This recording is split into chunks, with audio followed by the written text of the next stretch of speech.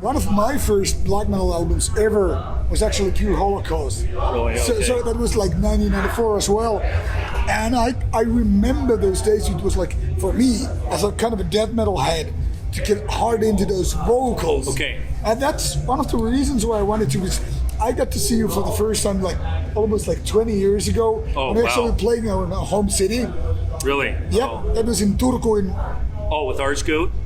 I'm not sure. Archgoat and Black Witchery? Probably so, yeah. Yeah. And I remember how it described back in the days that Inquisition vocals are like, don't get me wrong. You can say whatever you want. It was like a grandma kind of a raspy vocals. It wasn't so screamy, so high pitched, so aggressive, but more like a little bit held back, like yes, like almost like inhaled raspiness, Uh-huh. and that was something different compared to a lot of Norwegian, Swedish, and Finnish bands. Yeah. So, how did you came up with that? Yeah, and one thing, and I was trying not to cut you off because one thing I do, I wish I could tell more people this, is I completely understand everybody when they say, it's not what you're implying, but I don't like the vocals, or I don't like how he does the vocals. I like the style, just not how he does it. He doesn't do it right.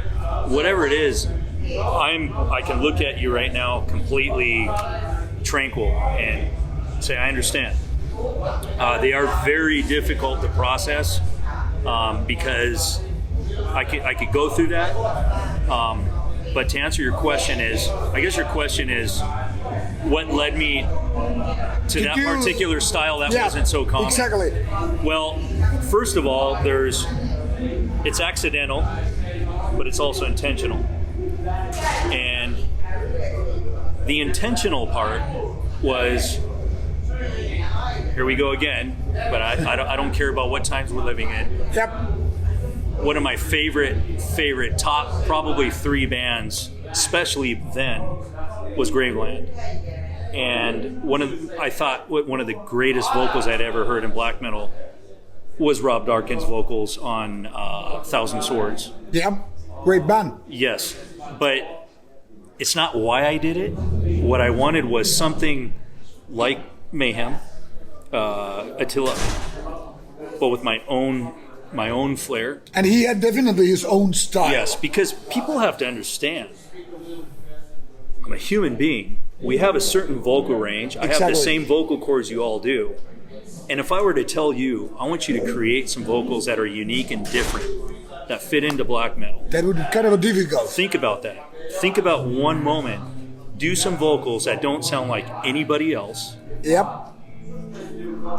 Where you're going to fall into unoriginality is you're going to fall into a style. Exactly. You can't, because we have the same instrument. Okay? Exactly. It's our flesh. But what I did know is I could do something that wasn't common, that wasn't screamed, it wasn't high-pitched, wasn't screechy, which I loved them. But I needed something quiet and subtle because I wanted the intensity and the brutality, all the force of to come from the music. And I intentionally wanted some vocals that were almost what you would call boring. No expression. Kind of a minimal, almost spoken. Yeah. Almost just something kind of there. But to make that interesting, they had to be what I thought. I thought, what if it was something kind of like what Rob Darkin and Mayhem and Immortal are doing and Root, but I don't know. And so that to answer my I don't know, it was experimenting. And here's where the accident happened. The accident happened was I was living in a flat in an apartment, and all my writing and musical discovery still to this day is at night. It has to be at night when everybody's sleeping. Of course, nocturnal moments. There's neighbors. There's neighbors. Yeah. There's neighbors. So you got to kind of have to go to the bedroom black. Yeah, so just playing my guitar sometimes at night, I would hear, on the ceiling, keep it down. Stop the motherfucking sound. So now imagine me trying to look for some vocals, So doing that kind in my of doing apartment. like almost like spoken ones. So I couldn't do that. So what I would do was, I didn't have a multi-track recorder.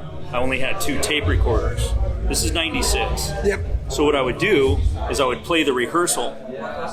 Tom and I would rehearse, we'd record it. Now I I'd take get the it. other recorder, and I'd come up real close to the mic, and I'd...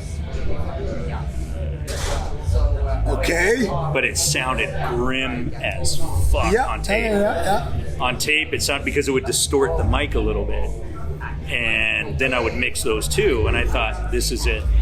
This is it. So it's all by kind of an accident, much like Weakerness had versus experimenting with So the accident is how it sounded. Okay, but cool. the intent, the intentional aspect was, yes, I didn't want anything, nothing, none of that. Yeah.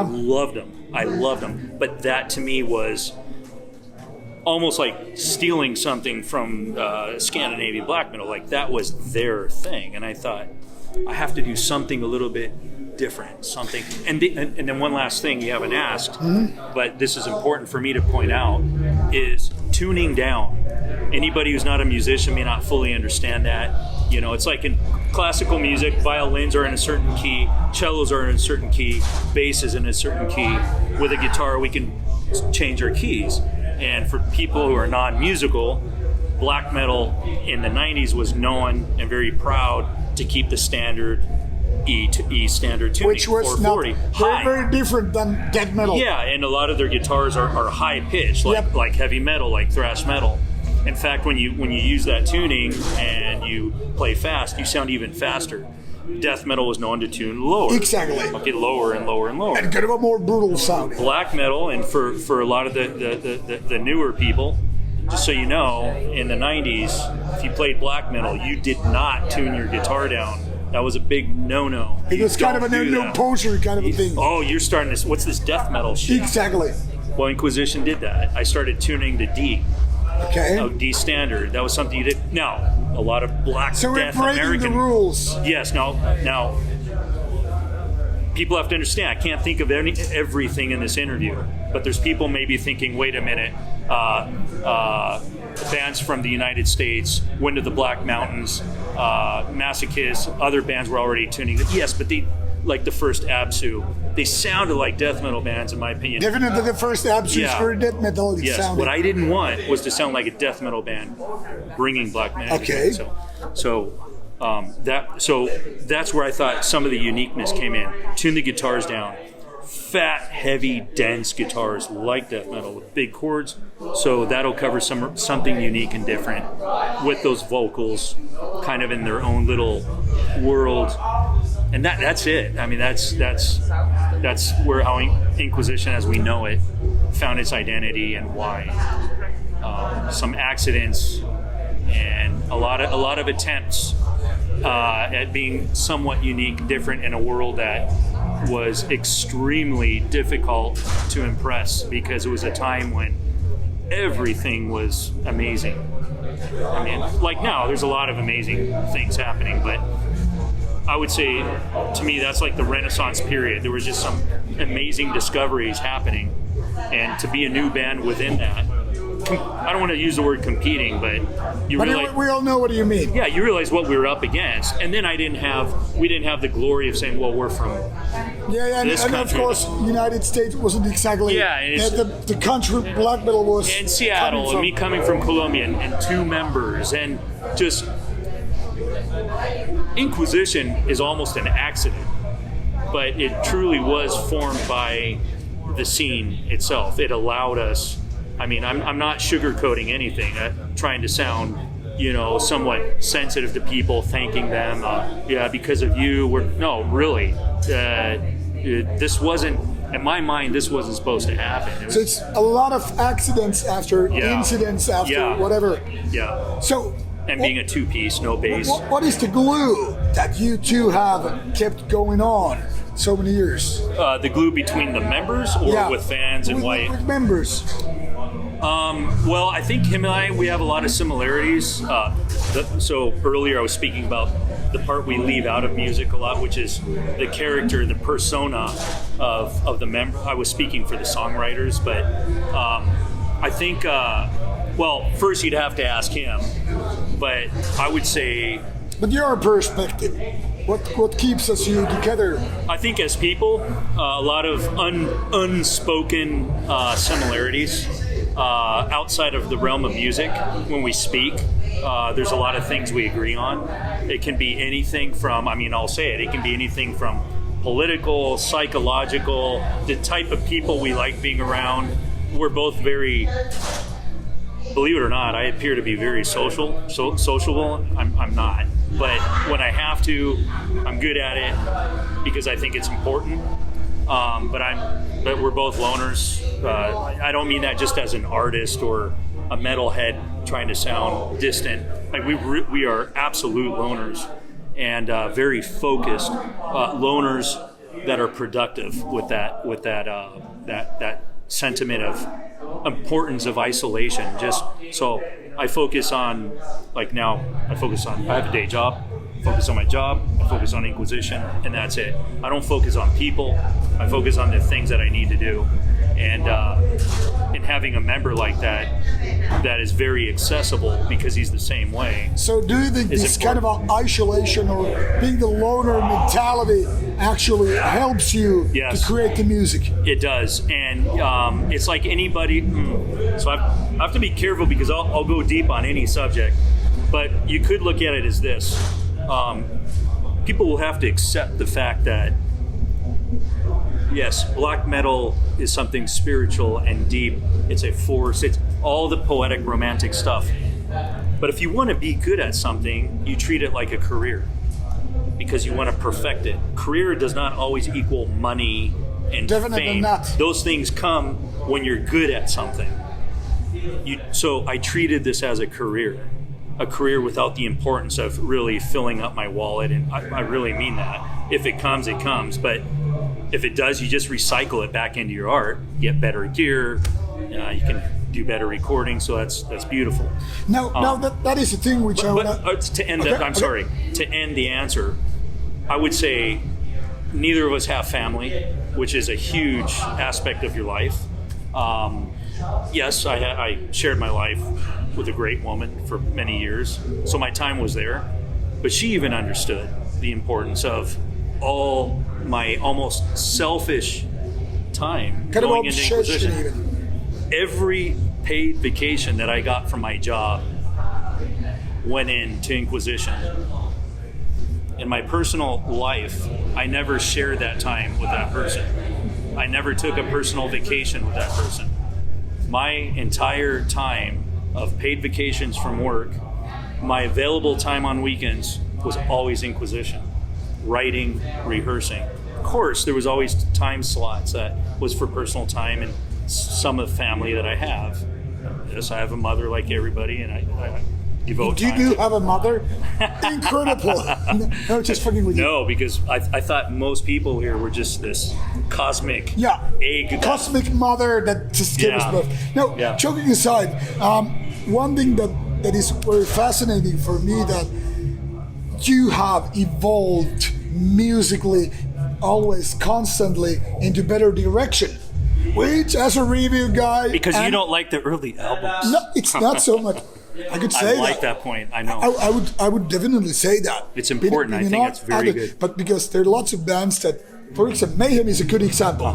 Started with a magnificent, great album, and then came crashing down, only to recover the pieces later on. And there are lots of bands that harsh, have but I know I'm a harsh person, but there are lots of bands that go up and down, and then the bands like Marduk, for instance, which is very consistent. Cannibal Corpse being very much like that. Okay. But you have been always, in my opinion, constantly progressing, and this is not a brown nosing. This is a harsh reviewer comment. But I think you have been steadily progressing, evolving your sound, and becoming more, just better with your stuff. There's no better word for that. I have an answer. And at the same time, always Inquisition albums sound like they're Inquisition, and also your titles for your albums, which are kind of like from a Nordic perspective, what the fuck? I mean, they're not like fuck me Jesus, they're not like Panzer Division Marduk, they're not like Kill Your Christ, but kind of like almost like stories of themselves. A sentence, yeah. So you have these sentences. Yeah. But you have this progression. So let's go a little bit. What's going on with all that? Is what you're asking. Yeah. How is that happening? Okay. You got to go on with either the titles or the progression, as you please. I like how excited you get because I'm excited because all of that has intent and meaning and reason, and I can explain it. Please do. It. So this is the hardest part for me again. Stripping things down to minimalism. I'm a minimalist, but when it comes to talking, I'm not, and that's difficult. So first of all, this is extremely important, and I hope more musicians are watching this because they're going to understand. That is very important. The newest album, or the second. So, I'm getting what I'm about to say. I'm getting from our review you gave us, which was fucking killer, and your comment about you weren't a fan of the. Don't get me wrong. I love hearing that because I like hearing. I like hearing the sincerity that you don't get to hear when you're not around, right? It's like observing nature and not interfering with nature. So, and I have no ego when it comes to that. Well, I have an explanation that we are actually, I think you actually could, I'll use you as an example that represent many fans that can't get into our early discography that say, you're kind of like the same band, but you're not, but you progressed. I can tell you we are. And the reason is the production.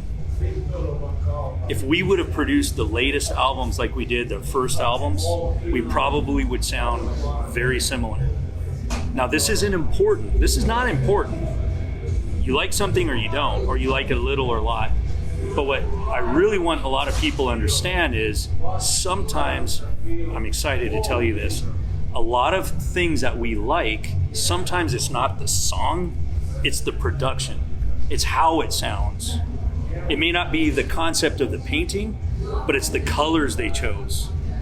It's the perspective. But the actual content, it looks good, but there's something about that painting. I think there's albums, I think there's a talent that people in the cult underground have as listeners that a lot of other people don't have. The ability to take something that's not produced the greatest, doesn't sound the greatest, sounds a little awkward and fucked up.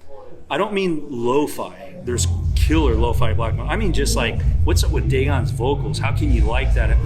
What I think some listeners have the ability to do is kind of walk around that production bottleneck and really understand the song itself. And I think those are some of the guys that actually have come up to me and say, I love the first album, but you know what? If you just do this and this, people who have no musical fans that I've talked to actually have given me some ideas.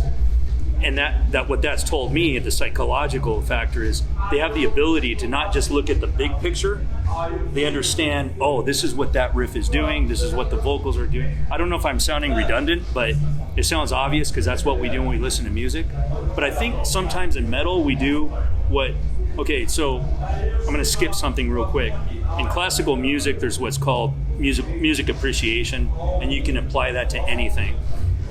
I think a lot of people that get bored at classical music, regardless of the period it's from, is they're just listening to the whole thing.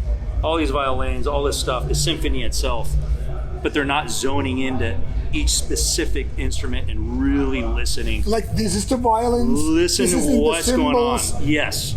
So, what I'm trying to ask you is, if you're up for it, sometimes, and I think a lot of people in the real, true underground are great at this. If you can just zone in and listen for, not us, pick any band where you hear people telling you need to hear their first album, but you're not really, try and see what it is you're missing. And sometimes what you're missing is, maybe it's not the greatest guitar tone itself, maybe the guitar distortion they use isn't the most aggressive, but the riff, the actual melody. If you were to look at music notation, wow, that's a killer riff. People don't want to take time doing that. You take it or you don't. You drink it, you taste it, it's great, you like it, you don't. You don't want to sit there like, But in the underground, you have a lot of that. And that's the beauty. That's why in the underground, there's a lot more forgiveness. but it's not really that they're forgiving. It's the opposite.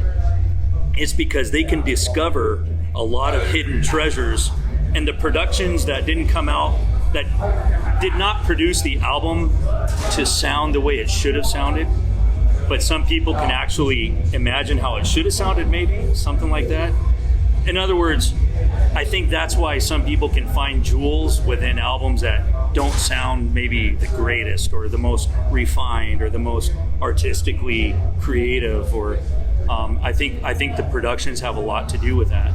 The second part is, and this is what I was talking about, the brain and the mind. I mean, I'm getting a little nerdy on this, but we it's are real. Nerds, we are, big time. And some people's brains, I think, okay, this is going to seem like a lot of bullshit to you, but I think some people are more,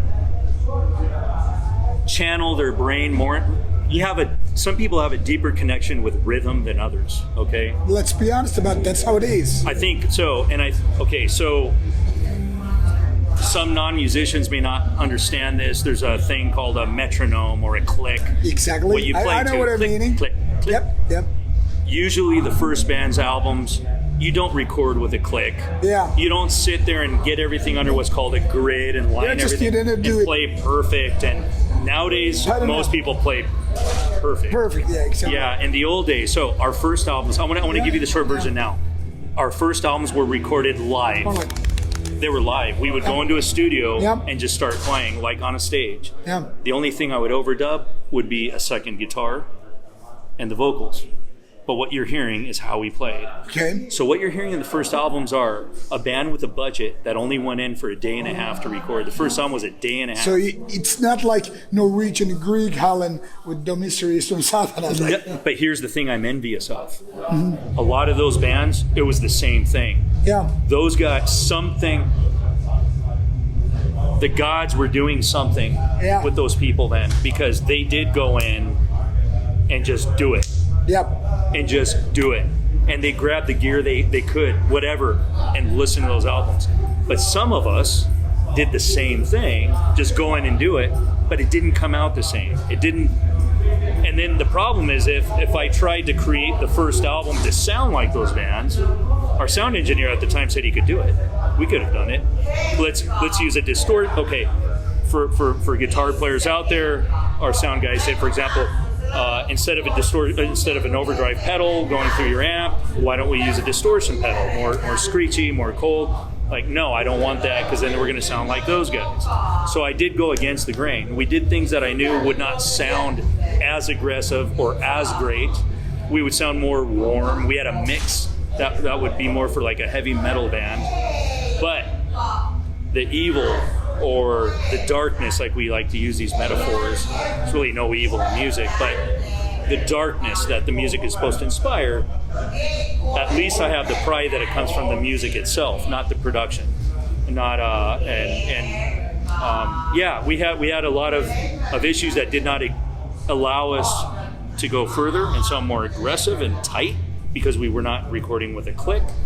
And doing editing, and like they do so much today, and lining things up. And now what you're hearing is a professional Inquisition. If we were to go in and play like we used to in a studio live, we would sound like we sound live. So back then we weren't as tight. Where there's a lot of things that were just almost like a punk mentality. Just go in and fucking record. Just play. Just do it. Don't overthink the mix. Don't. And sometimes you're lucky. You end up with something, wow. And other times you don't, but you leave it and you live with it. And that's what happened on our first probably, well, mostly our first album. I'm really proud of our later albums that came second, third, and on. I mean, anyway, that's the story. A lot of his production has to do with how the feel of an album. So what about the album titles, which are like sentences?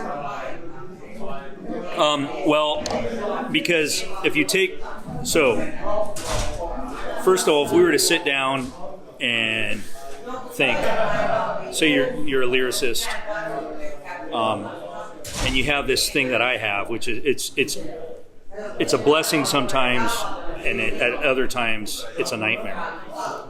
I don't know if it's OCD, but I analyze everything. And when I sit down to do lyrics, one of the first things this goes way back to the first album is,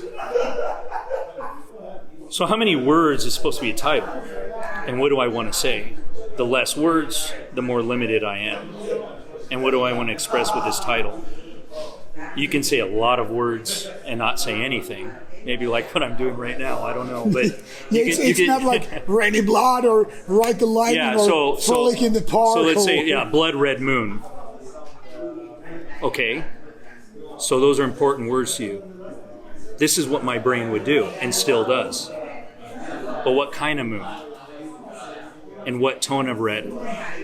So you want to kind of go with the novel. And where is this moon? What solar system? So you want to go into Tolkien ways. Yeah. So take a title, compose a title. If I was a co-writer, you create a title, 2-3 words. I might say, well, what if we emphasized this word with another word? And that's how you end up with these. And then other times I do it totally intentional. Oh, let's make this long and ridiculous. Yeah. Bloodshed across the Empyrean altar beyond the celestial zenith, for example. That's fucking, it's like, what the fuck? Yeah, man? And that's what I want. Something bombastic, something ridiculous, something that almost makes you want to say verbally, this is borderline stupid, this is ridiculous. But when you're alone and you have no one to give your opinions to, maybe that's the risk you take in underground music, is you do things that are not pop culture, that don't work, but they work for you. And in the underground, if people will take the time to find sense, and I understand your time is worth, there's a lot of bands to listen to, but there are some pieces of art that are worth time trying to find sense of. Is there something in there? Is it all bullshit? Or what's the point of this? And not some, in my mind, all the titles, but some of these long titles that I have are not just an expression. Some of them really literally have a meaning if we break them down into parts. Okay, and it's different. And now I'm gonna take this 100 degree, not 90, not 180 degree turn, and ask you this really nasty question, which I'm sure you had been prepared for. And a lot of people have been pestering me when I told them I'm gonna do Inquisition thing is, what about the whole court case with the nasty topic we all know about, which is related to certain topic of you being convicted about or having, what's the right word? Having go to the court for certain kind of illegal pornography. What's the story with that? So because a lot of people want to hear it. Oh, I know. Yeah, I know. There's a lot of rumors, and you're gonna set them straight. Yeah, and it's not just in the metal scene. Like, I have a life outside of a life. Exactly. It's I deal with this. It is part of my life. It's not difficult to deal with. Cool. I understand. So there's several things I want to lay out. One of the first things I want everybody, I'll look at the camera and tell everybody that I understand frustration. I understand the emotions that come out of people when I don't go the route of, well, this is black metal. People should understand that there's extreme minds behind this music. Yes, that is very true. But we have to look at it a different way. What people, in that different way, is what? This person who is, I hate using the word public figure. This person, this is how I see it, and this is why I can understand people's frustration. The people who are fair, okay, I'll talk to them. The people who are fair, not stupid, not overly emotional. We are talking about something that affects the minds of fathers, of mothers. I'm going to strip away metal. We're just going to talk about human beings. Doesn't matter what religion, or if you're an atheist, or sex and sexuality touches the most intimate, deepest part of the psyche in all of us. It's a joking topic in metal. It's funny to some people. and it has a very dark side.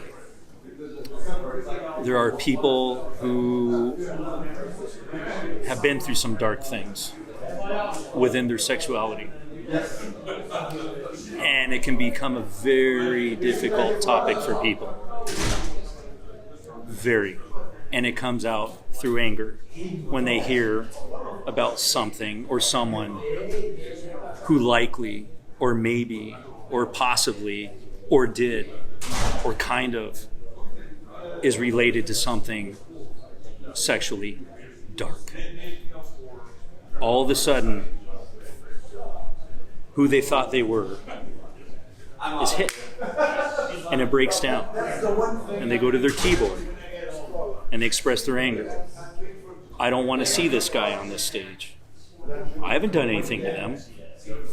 Yes, this is an introduction. I'm going to have an answer, but this is very important for me to say. And what I'm saying is I understand why people get angry. The ones that are fair.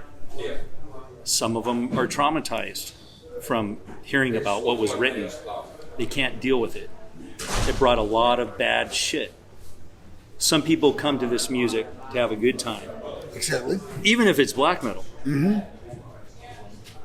Well, then have a good time. Live your life. Do what you've been doing. Okay, I'll say that for a minute. But I am a symbolicist or a symbol of something very bad, not great, horrible. That, yes, I want to do live shows. I want to play, and I will be making music regardless. That is what the question is leading us to open the doors of. Is, and I'll get to that too, it's just very complex. When you say, people want to know, really, what do they want to know? You have a couple hours? Like, you just want to know the legal things? Really, that's it? You just want to know, oh, okay, well, no, I'm not guilty. Is that what you want to know? All right, then we're done with that part, not the interview. Or what do you want to know? What was I looking at? What did I really have? What was the bullshit the police said and didn't say? And your question is fine. Your question's fine. What's difficult is to give a one-dimensional answer. And it's a smart, I'm not saying you're being crafty, but it is a smart way to ask someone. Let's talk about it. Wow, that's like world history. There's not one way, did you do it? Did you do it? Or what was it? So I can't answer all that. I mean, unless I know specifically what people want to know. Am I a threat? How are you? Yeah. Anything can be edited. So anything I say... No, we will not be editing this one. So. Anything can be edited. Yeah. Anything can be edited.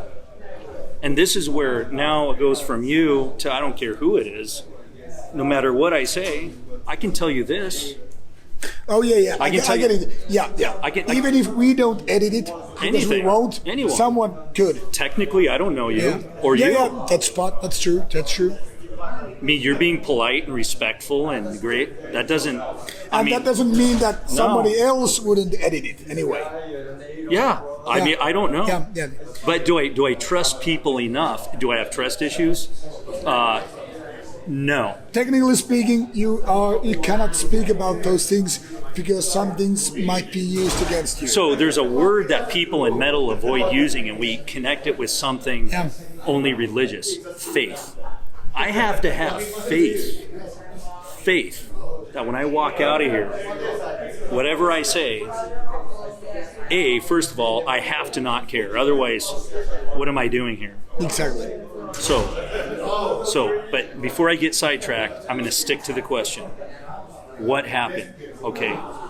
What happened is I was incriminated for things that they call evidence that they supposedly had that was not entirely true, that was completely untrue, and completely fabricated, and completely exaggerated. So, and this is where it gets complicated. Because we're talking about different countries. We're in an interview in Finland. Yeah. There's different people with different philosophies. There's different people with different... Okay. So we're going to stick to the legalities. The legalities is, if I had and was what I was originally being charged for, I would most definitely... And these are the words I don't want to use because they can be edited. I know what it's going to do, yeah. Okay? So I'm not that. Yeah. I get it. Because otherwise you wouldn't even be here. That's why I'm asking. No. And the funny thing is, let's not get into too much legal... Words can be edited, man. But the brutally. thing is... Memes... Your band got booted from Season of Mist, but you're still sold by Season of Mist. So everybody kind of knows that you are not... you're not in jail for the shit. So I'm going to give you some... And I'm going to tell everybody right now viewing this, I don't care. This is where I can't care about everything. And what I just simply don't care is whatever people have to say based on what I say, because what I'm saying is all I can say. And all I can say is this. On the legality of it, okay, I've waited years to say this part. Years. What was published was what I believe is called the discovery. It wasn't the outcome. It wasn't what they found later. In other words, if the police come over to your house and they say, okay, this is what we found, and they write that not in front of you. They write that's what police do. We found this, and this, and that. They can write anything. Okay. And then you wait for years as they examine evidence, or days, or hours. I waited two years for the investigation.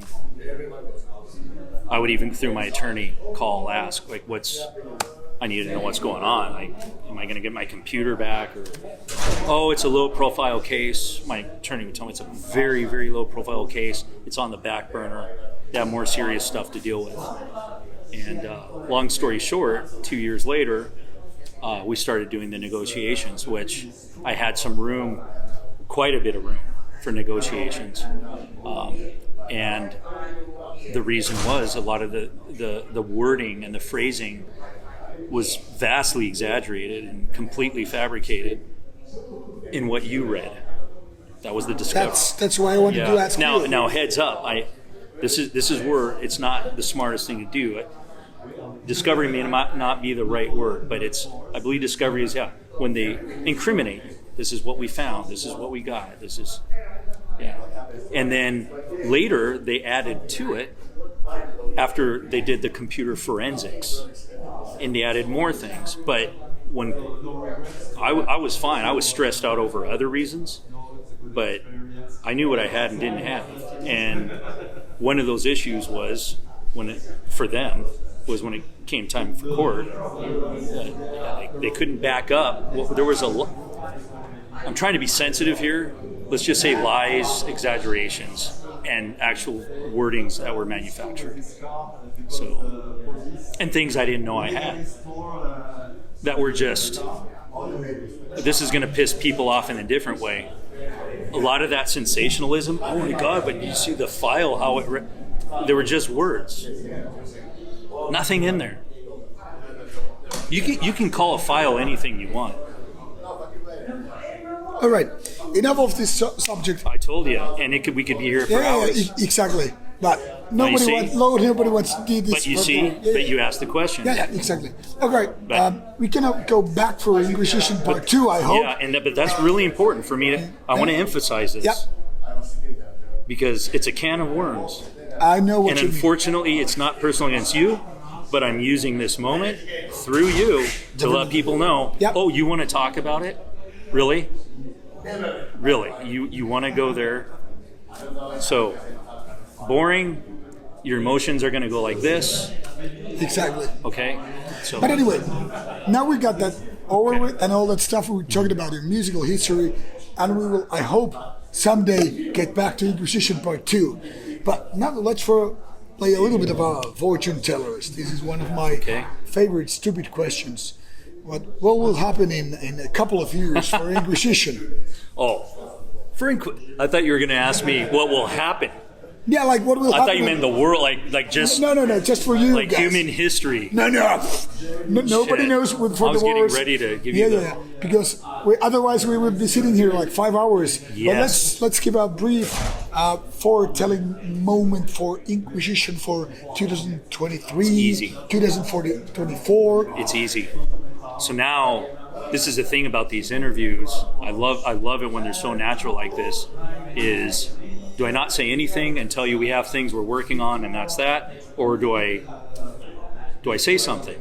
It's tempting. Yeah, I don't know. I think gone are the go with the wind. I think gone are the days of we have this thing from the old school. We keep this mystery, this mystique of.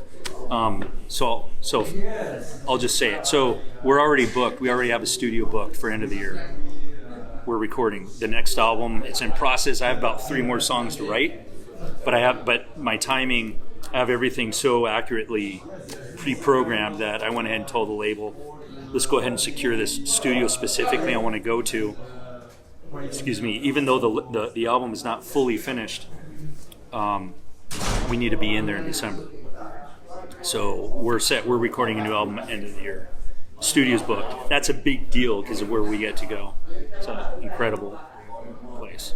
I'm not going to ask what you are doing there because by the time this interview comes out and maybe someone will actually watch this like a year later, I'm not going to ask what's happening. We're going to get back to that, I hope, on another date. But one thing, one place you're going to go in the far future, where you're going to go and conquer. Where will that be and what will happen? Oh, that's an open-ended question. Exactly. Yeah. Where will I go? With Inquisition, and will it be Mars or Antarctica or whatever? What would you do there? Okay, I have to turn on my sense of humor radar because this could be a little bit of humor. I take everything This is a goofy one. Yeah, okay. Well, it's definitely going back into the pits of fire. Inquisition is going into absolute hellfire. The essence of like the old days of Satan and the devil's music, still combined with the cosmos, the spirit of Satan, which is the cosmos as I see it, will still be radiating within that realm. But there's going to be a lot of emphasis on these next albums on a lot of philosophical Satanism, which I've done a lot more metaphorically. Me as a person, okay, I'll just speak as if the camera was off. Me as a person, I've reached a quite elevated age at this point where I tell myself, Dagon, Jason, relax, do what you love doing, do it to the best of your abilities, whatever you do, and don't stress over the little things.